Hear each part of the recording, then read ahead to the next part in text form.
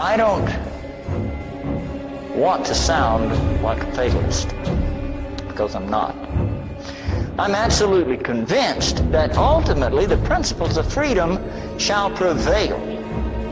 I know that that will happen. I may not live to see it. I won't live to see it. But truth cannot be extinguished. And our great society promotes the discovery of truth, not the suppression of it. And those of you who are involved in the climate change issue know that it is the goal of the international community, those who believe in the Rousseau socialist philosophy of governance. It is their chief objective to suppress truth in order for the propaganda to prevail that supports their power. As you said, that strap in, like tighten your seatbelt. It's going to be crazy.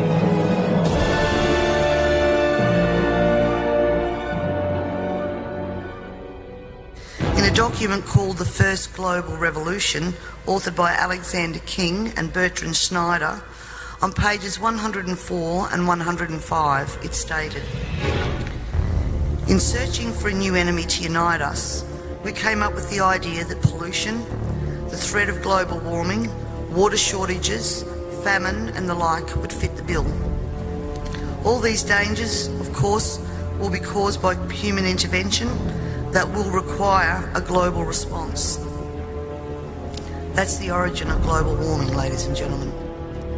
Some people involved may actually have a pure heart and believe in it the way you do. Most do not.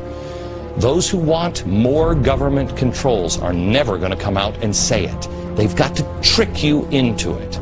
But the more you follow the usual suspects, the more you'll recognize their hallmarks, and the more you can ring the bell and protect your own community.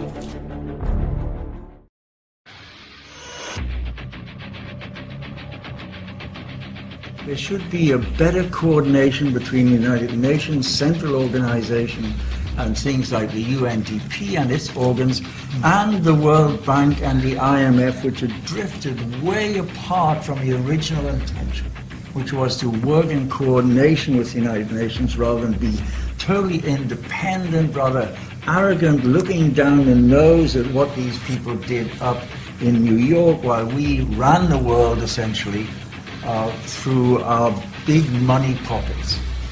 I just hope that in 5 to 10 years' time we will be at the bottom end of a political leadership trough at the moment. I'm hoping it will come up and we will get political leadership. But we need international structures of far greater power and authority and respect. That I have a pretty straightforward answer. It depends on whether Donald Trump is re-elected as US president next year or not. In a document called The First Global Revolution, authored by Alexander King and Bertrand Schneider, on pages 104 and 105, it stated, "In searching for a new enemy to unite us, we came up with the idea that pollution, the threat of global warming, water shortages, famine and the like would fit the bill. All these dangers, of course, will be caused by human intervention that will require a global response." That's the origin of global warming, ladies and gentlemen. Peter, what are we seeing on this wall? Well, you're seeing the history of much of the last 60 years in terms of technology and ideas that have had a huge impact on the world. Jay Forrester passed away last fall, and about 3 weeks ago we had a celebration here of his life. So this goes from the 1930s, in his early life, 40s. He was actually, if anybody could be called the inventor of the modern digital computer, Jay would be it. He led the team at MIT that built the first general purpose digital computer. That's the stuff you see over here. How IBM got involved. IBM was their contractor. That's how IBM got into computation, into digital computers. Computers.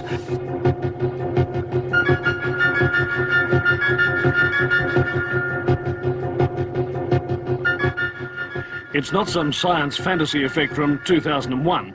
This electronic display emanating from Australia's largest computer is a picture of the condition, past, present and future of planet Earth. The program was originally devised by a scientist working from the Massachusetts Institute of Technology, J. Forrester. It was developed under the auspices of the Club of Rome by an MIT research team to present a complex model of the world and what we humans are doing to it. The program, called World One, doesn't pretend to be a precise forecast. What it does for the first time in man's history on the planet is to look at the world as one system. It shows that Earth cannot sustain present population and industrial growth for much more than a few decades. It shows that simply cleaning up our car exhausts and making some small effort to limit our families simply isn't enough. It's like an electronic guided tour of our global behaviour since 1900 and where that behaviour will lead us. Well, this is the printed version of what we've just seen on the television screen. What looks at first to be just a maze of computer characteristics is really a system of very simple graphs which project what's going to happen to the planet over the next 150 years if we don't do something drastic to stop it. Down the left-hand side of the graph is the date, 1900, 1940, 1980, 2020, right down to 2060. Now, each of these lines of letters represents a curve showing some aspect of the condition of the planet. The further out this way they go, the greater that figure is, the further this way, the less. For example, P represents population. So here it is at 1900, and then it comes up to 1940, it starts to take off. Here we are at 1980, up to the turn of the century, and then it starts to peter off. Let's now have a look at this next curve, the Q curve, which is the quality of life. And this is represented by, for example, the amount of space people have, the amount of money they have to spend, the amount of food they have to eat. Now, it increases rapidly up to 1940, but from 1940 on, the quality of life diminishes. And here we are about the turn of the century, and we come up to the year 2020, and it's really come right back. More people, of course, means that you start to chew up your supply of natural resources. And this is this curve here, the N curve, that shows that slowly but steadily the pool of natural wealth in the world, natural resources, minerals, oil and so on, is slowly but steadily diminishing. So this is the situation. As population increases, the quality of life decreases and the supply of natural resources decreases. But have a look at this curve here. This is called the Z curve, and it represents pollution. Now, predictably enough, as the population increases up to 1980, pollution increases. There's more rubbish. But from 1980 to the year 2020, pollution really takes off. This is assuming, of course, that we don't do anything about it. So the year 2020, the condition of the planet starts to become highly critical. And if we don't do anything about it, this is what's going to happen. The quality of life is going to go right back to practically zero. Pollution is going to become so serious, right out here, that it will start to kill people. So the population will diminish. Right back here, less than it was in the year 1900. And at this stage, around about the year 2040, 2050, civilized life as we know it on this planet will cease to exist. Well, hopefully, of course, it won't be allowed to happen. But it's taken this kind of shock treatment to nudge governments into doing something. So one of the kind of milestones captured in Kelvy's wall here is a book called World Dynamics, which led to another book, the popularized version, called The Limits to Growth. It was the first complete model of the global industrialization process, how economic growth interacts with all the environmental and social constraints. So today, virtually all the issues we talk about in the general heading of sustainability were foreshadowed.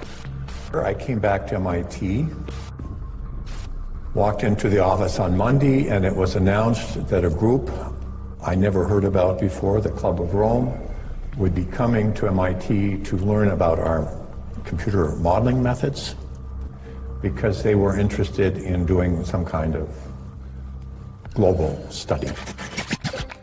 In 1972, Dennis Meadows was the first to be assigned with such future studies, financed by Volkswagen Foundation. Then I put together a team of 16 people, and we worked for almost 2 years and produced the work. Limits to growth was not the goal of the project. The goal was a very big scientific report, and limits was written as an afterthought. What we said is that exponential growth will take us to the limits very soon. Actually, if you look at our book, our 1972 book, although we showed many different scenarios, all of them show that growth stops sometime in the period of 2020 to, let's say, 2060. So soon. This little sketch here is the first world dynamics model that Jay sketched out sitting in an airplane seat flying back from Germany, where the Volkswagen Foundation had hosted the first gathering of what became the Club of Rome. The Club of Rome, which still exists, was the sponsor of the Limits to Growth project. Jay sketched out the model, the system dynamics model, the airplane flight back, and about 2 or 3 months later he had a simulated model, and about 2 or 3 months after that, a book.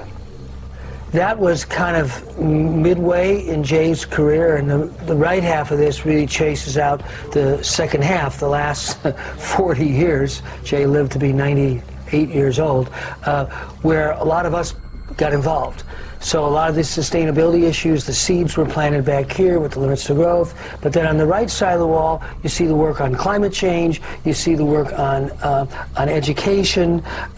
We'll talk maybe a little later about the Global Sustainable Food Laboratory, this whole unfolding that kind of occurred as a consequence of the kind of seeds Jay had planted. It's quite remarkable. Scam. I mentioned earlier an organization called the Club of Rome. The Club of Rome was started in 1968, and it's part of a network of organizations. The Club of Rome has been described as a crisis think tank, which specialises in crisis creation. The main purpose of this think tank was to formulate a crisis that would unite the world and condition us to the idea of global solutions to local problems. Think tanks, this is what they are. This is what they are. Watch the think tanks. Big time. Big time. You know, again, it's easy to criticize, but if you think we're trying to invent something that's never existed, which is, you might say, a commons-based, socially oriented and sensitive governance structures that can function globally as well as locally, and how to create a new harmonious ecosystem between the local and the global.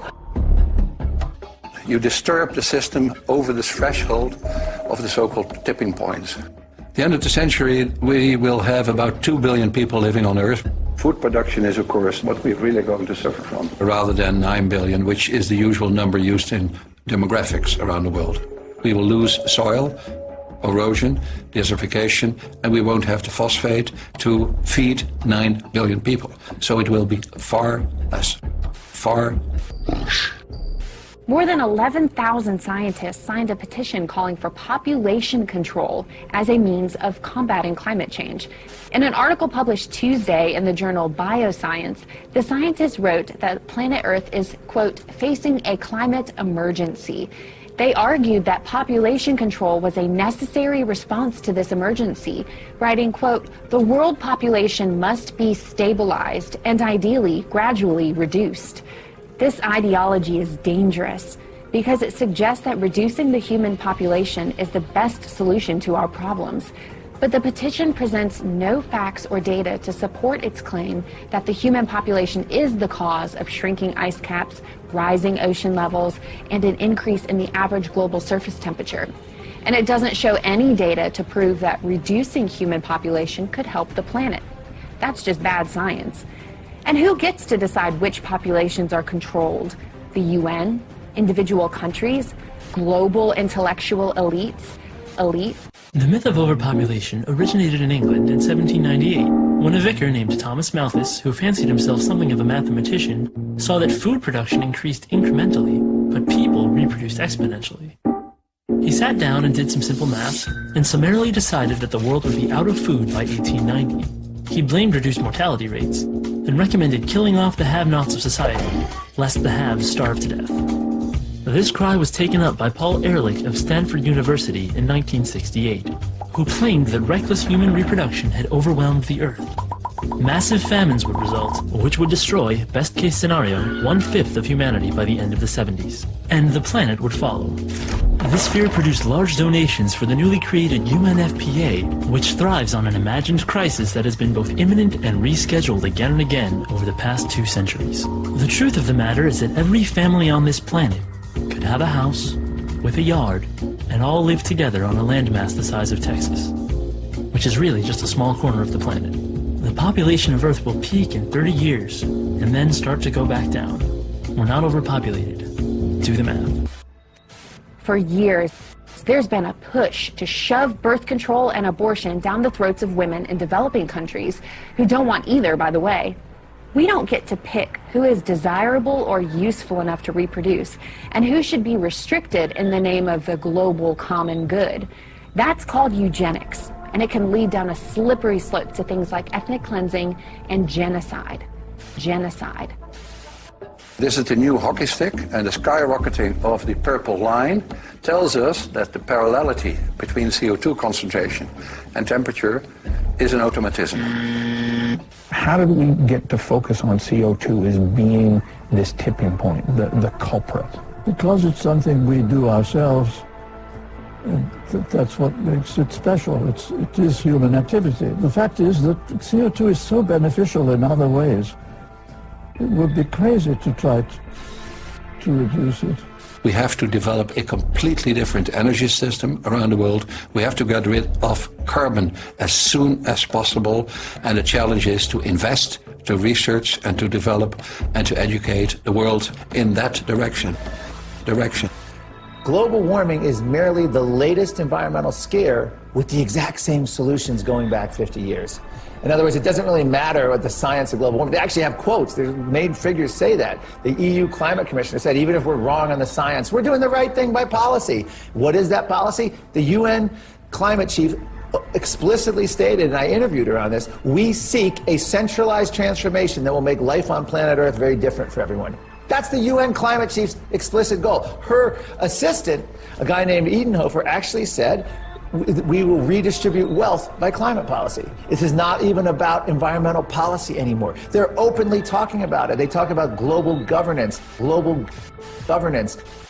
We gradually grow in understanding. Mark my words, we do. But of course the resistance also grows. And there is a very strange phenomenon, which is that for every so-called scientific fact, we need another opinion. Why do we need that? Because the media demand so. We've got to remember we have to be faithful as scientists. In a lot of cases, people have written that it's okay that the end justifies the means. We can make up these scary scenarios so people will listen to us, people will act. I don't think that's moral. I think we have to tell the truth as scientists. If you want to be an activist, take off your scientist hat, then make a statement as a public servant. That's no problem at all. But you cannot divorce the truth from the debate. That is the important component. But we should be arguing about the right things, not is there or is there not climate change. Is what's the deliberate impact of this change or this change or this change, knowing that we need to decarbonize our economies. And that we're a sense of working on it together around the world. I think this particular decade, the one critical thing that I feel could really happen is we start to feel we're in it together. We have 12 years to radically transform our economy and our society to stop this crisis and protect human civilization as we know it. This is about humanity. That's why we demand a new Green Deal, and we demand it right now. People will vote if there is something worth voting for. And a Green New Deal is exactly what that is. Thank you all so much. Let's organize together. Don't settle for less.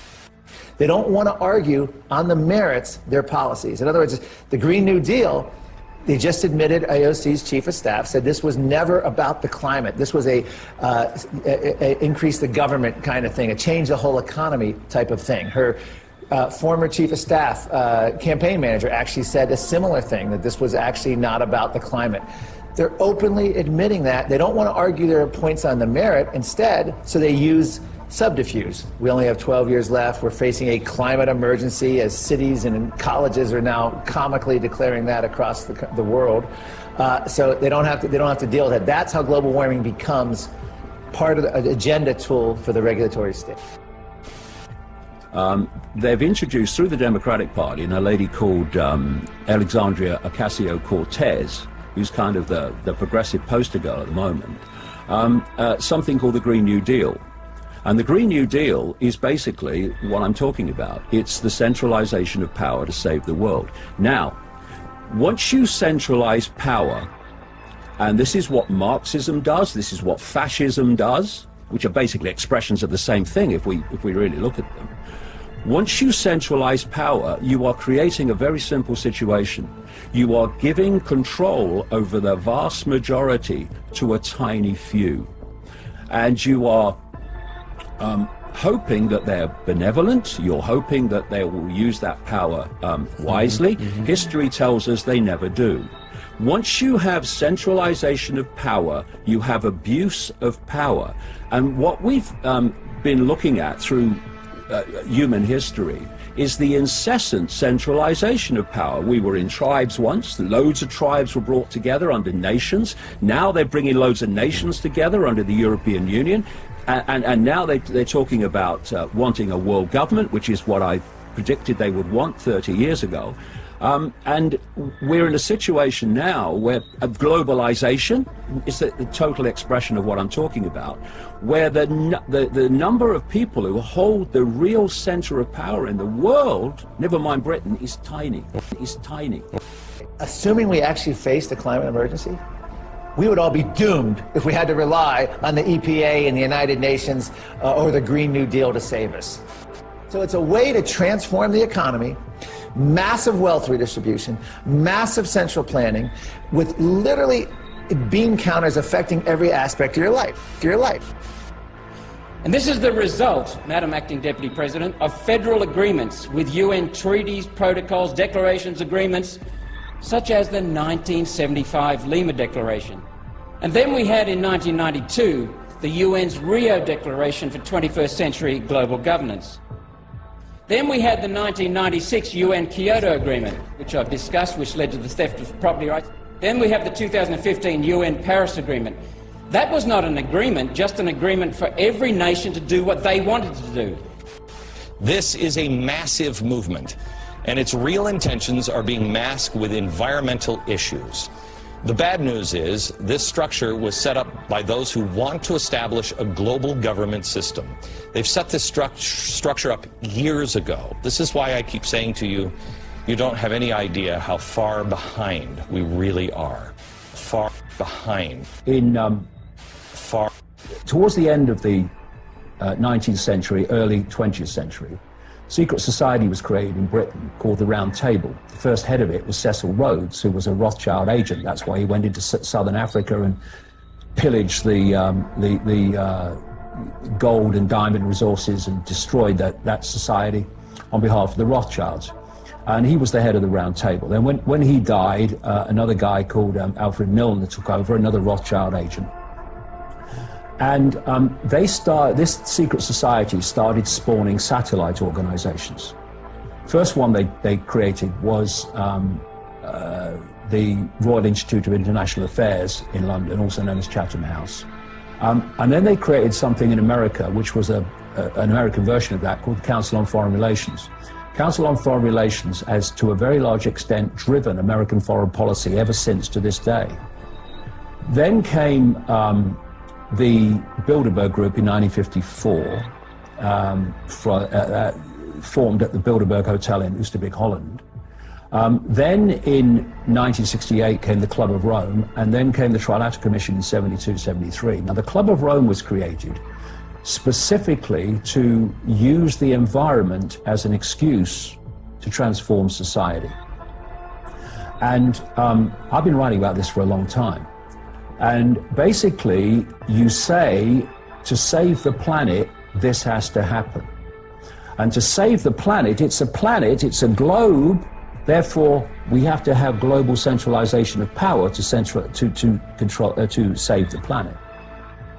Yeah, I think the first real awakening is like what we always say when people play the climate simulation, the Sea Roads climate interactive simulation.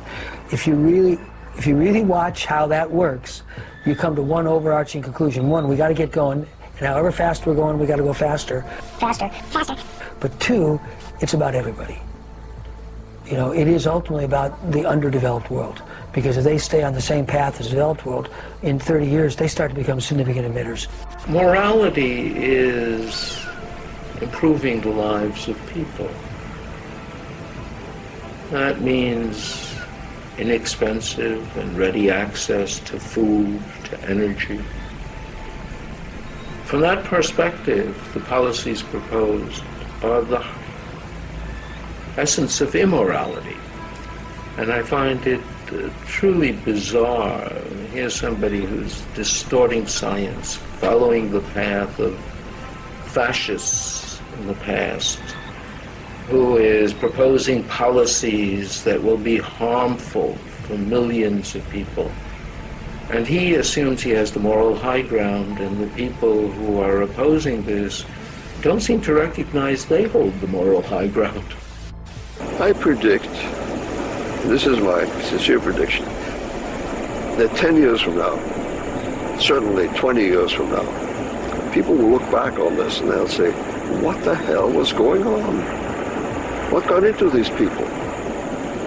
Why did the world turn crazy about global warming? It's a non-problem. It's fiction. And so the Club of Rome has been one of the big drivers of human-caused climate change, or the illusion of it. And then came a United Nations agenda called Agenda 21. And that laid out a strategy for transforming society to meet the challenge of climate change. It was everything that they wanted. They wanted. Environmental groups have effectively created a public image as organizations caring for helpless species and protecting environments. This has allowed them to implement an agenda in America that, if fully exposed, would be opposed by the majority of the people. In fact, most people supporting these organizations are not aware of their long-term objective, even though it is no secret. I'd now like to quote from the UN Agenda 21 book that is driving this. Maurice Strong, the Secretary General of the United Nations Conference on Environment and Development, he said, quote, in the preface, in the foreword to this instruction, there is much to be done, and I look to the new United Nations Commission on Sustainable Development to be the focal point for the massive effort needed to create the new era of international cooperation for the new global partnership that will make this shift possible. So we're talking here about a global governance from the UN. Agenda 21 stands as a comprehensive, this is the UN's words, Agenda 21 stands as a comprehensive blueprint for action to be taken globally from now into the 21st century by governments, United Nations organizations, development agencies, non-governmental organizations and independent sector groups in every area in which human activity impacts on the environment. And that means every area of human livelihood, human existence. The agenda, it goes on to say, the agenda should be studied in conjunction with both the Rio Declaration, which provides a context for its specific proposals, and the Statement of Forest Principles, which is embraced by the UN. It is hoped that the Forest Principles will form the basis for a future international level agreement. The United Nations and Maurice Strong, who was the head of that entity at that time, that particular part of the UN, has admitted to pushing for an unelected socialist global governance. In September 2015, all 193 UN member states adopted the 2030 Agenda for Sustainable Development. They recognize that ending poverty calls for transforming our world through strategies that build economic growth, address social needs, and ensure environmental protection. To achieve this vision, 17 Sustainable Development Goals, known as SDGs, were defined as part of the 2030 Agenda. The SDGs and their targets balance the three dimensions of sustainable development: economic, social, and environmental, working in partnerships and calling for action by all countries. The goals are integrated and indivisible.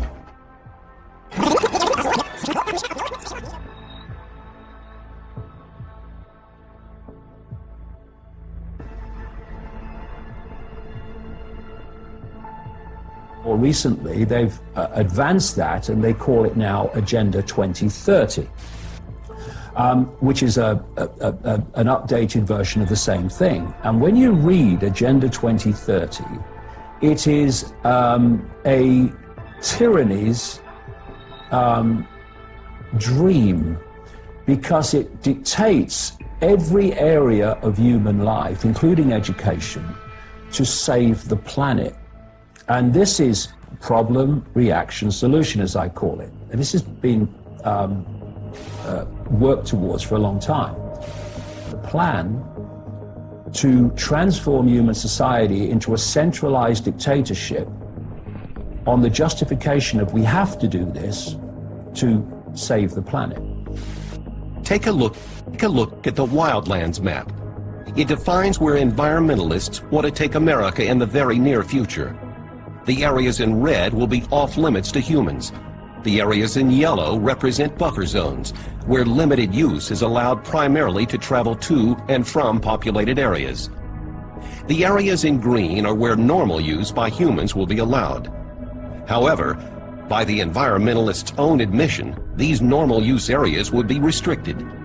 When this plan was first published in 1992, the author, Reed Noss, explained how their agenda would affect the human population. He stated, eventually a wilderness network would dominate a region and thus would itself constitute the matrix, with human habitations being the islands.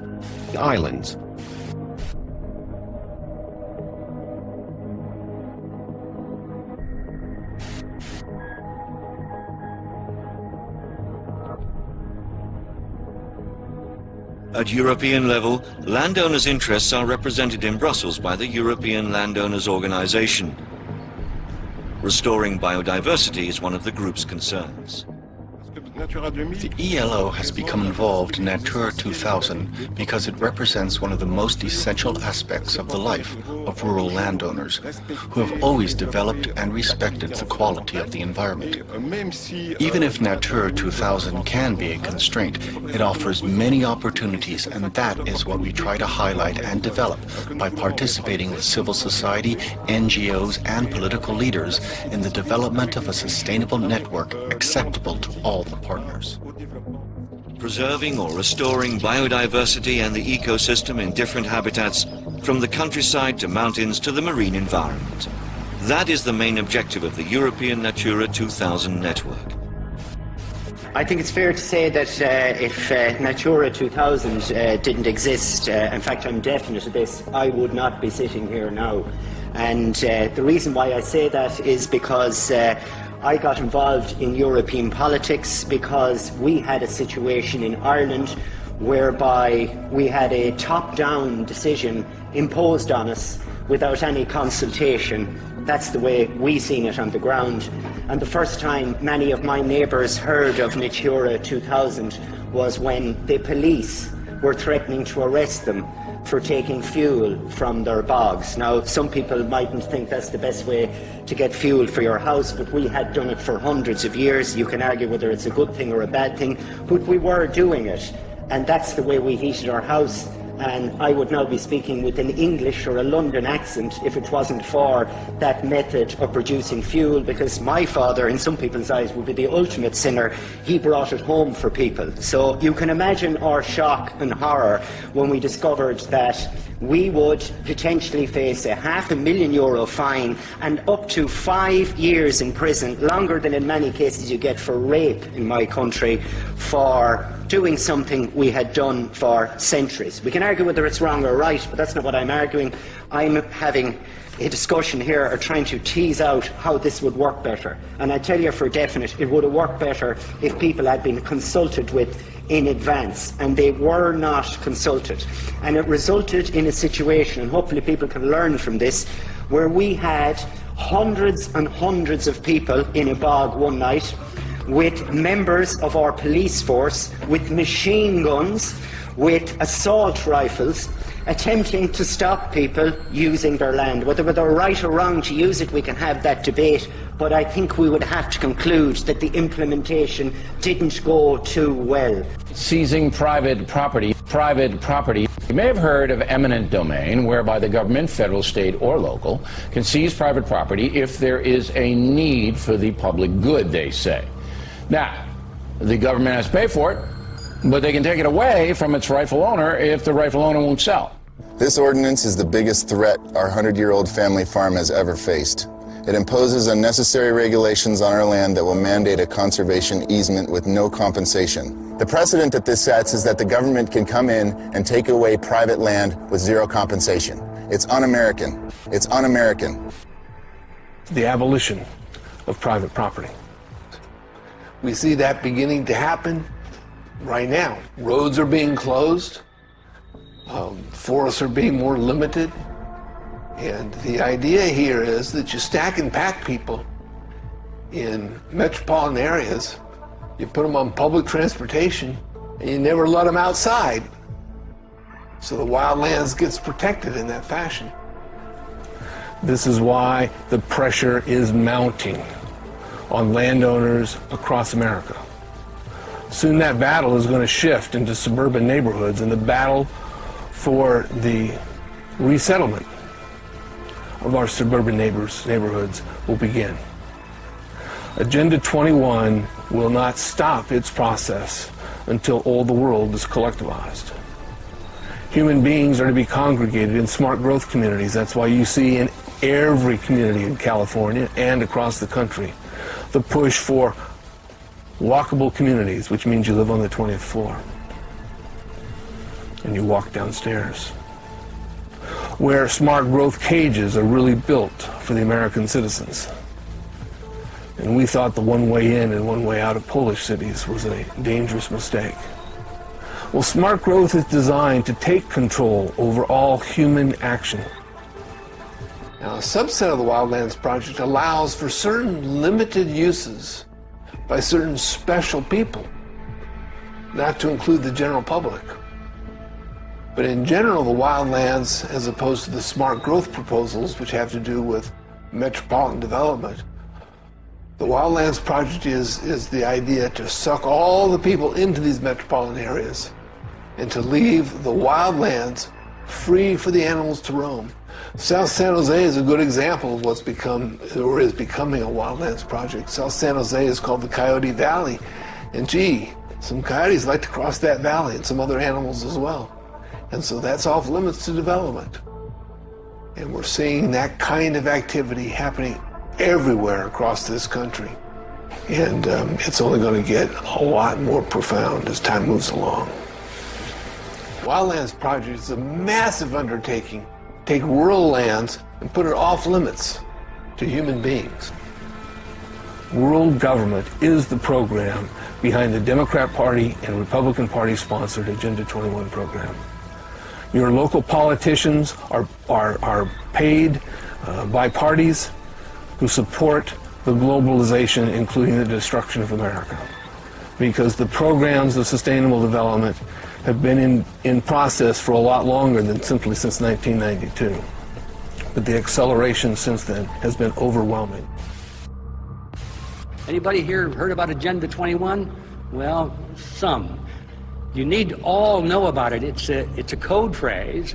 It's the title of the program for collectivism, global collectivism, which was designed at the United Nations and is being implemented as we speak in every country of the world, at least where the UN has an interest in implementing it. in the more advanced nations, and it's being done under the guise of environmentalism. They're using the label of let's be concerned about our planet Earth. Our planet Earth is being destroyed. We're losing our natural resources. Everything is going bad in the environment. We've got global warming. We've got all these things. We've got pollution. So therefore what we need is more laws. Surprise. More laws, and especially at the international level, to regulate and control these things and take away the personal freedoms that you and I have over our own property, because we need to do it for the greater good of the greater number. We need to do it to save the world. And it's being coordinated at the United Nations. No one, not even the longtime opponents of the environmental movement, believed such a transforming agenda was possible. However, it is being implemented quickly through innocent-sounding programs that most Americans support.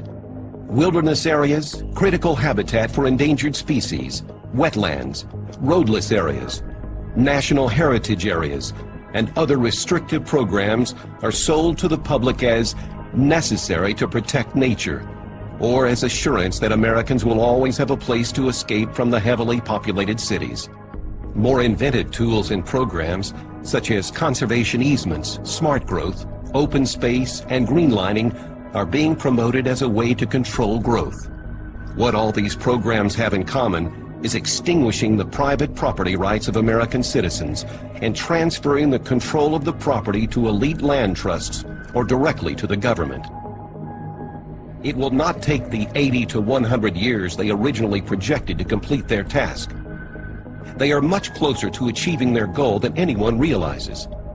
Environmentalists have scared Americans into thinking that if we continue to live as we are today, the Earth will self-destruct, species will die, and the globe will be covered with development. However, government data shows that only 6% of America's landmass is currently developed.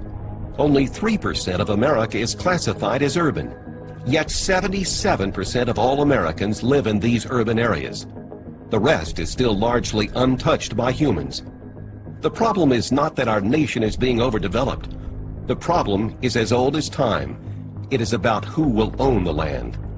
Large amounts of the nation's natural resources are still owned by private citizens. America's founders vehemently opposed the concept of government or elitists owning the land in America, which would result in the citizens being leaseholders and serfs. One of the most well-known property rights advocate of our time, Wayne Hage, said it best. Either you have the right to own property, or you are property. Make no mistake, this battle is not about whether the land will be used, resources extracted, and wealth created, but by whom. Karl Marx wrote in the Communist Manifesto, "The theory of the communist may be summed up in the single sentence, abolition of private property." America's founding father, John Adams, stated, "Property must be secured or liberty cannot exist." Which course will America take? Environmentalists are counting on their agenda never being fully revealed. Taking liberty is committed to seeing that it is. Their plan must be stopped before all of our liberty is taken.